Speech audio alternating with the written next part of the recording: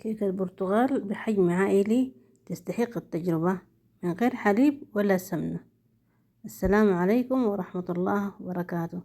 اللهم صل على سيدنا محمد وعلى آل سيدنا محمد كما صليت على إبراهيم وعلى آل إبراهيم في العالمين إنك حميد مجيد. مكوناتها كلها موجودة في المطبخ: 3 برتقالة، 2 كاسة من الدقيق، وكاسة من السكر، ونص كاسة من الزيت. نضيف في الخلاط العادي 2 من البيض، نضيف لهم نص كاسة من الزيت النباتي،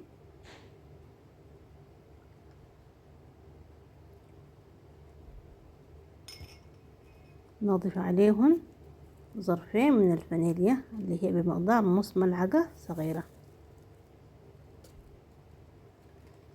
ما تنسوا الاشتراك في القناة وتفعيل الجرس لكي يصلكم كل جديد. نضيف هنا قشر البرتقال لتعزيز اللون والطعم، وما ننسى زرة الملح. نطول تماما 3 دقايق حتى يعني يمتزجوا مع بعض. بعدك نضيف لهم كاسة إلا ربع من عصير البرتقال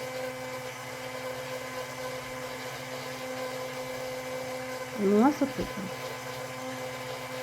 نزيد ليهم ونضيف ليهم كاسة من السكر. كل المقادير بكاسة واحدة، نقيسها بكاسة واحدة. بعد ما خلطناهم جيدا نضعهم في الإناء أو الصحن. ننخل الدقيق، نضيف عليه على الكاسة الأولى ملعقة من البيكنج باودر. بعد ذاك نضيف لهم الكاسة الثانية.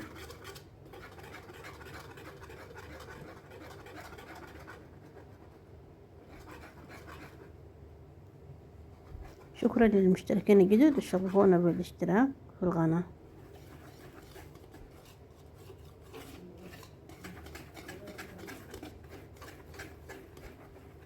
نمزجهم تماما، نضيف لهم ملعقة بتاعت خل اختياري، إذا ما حبها عادي ممكن ما تضيفيها.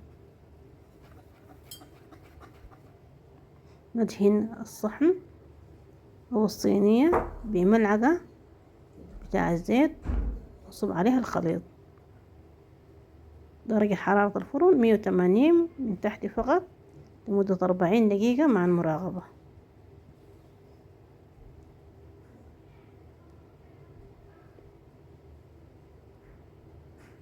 إذا وصلت لحد هنا بالفيديو شكرا لك، شاكرة لك كثير، وهذا من ذوقك. شكرا جزيلا.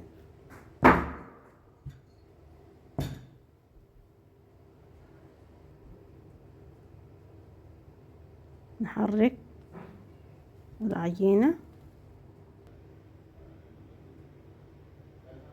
أصبحت جاهزة للتقديم. ممكن تزينيها بمربى أو شيريا. أنا هنا مضاف عليها شيريا، وضيف عليها جوز هند. توفى على المدارس، وتوفى على شاي الصباح وشاي المساء. والعافية عليكم. ما تنسوا الاشتراك في القناة وتفعيل الجرس لكي يصلكم كل جديد. مع ألف سلامة. جربيها فعلا تستحق التجربة مع كاسة شاي أو كاسة قهوة.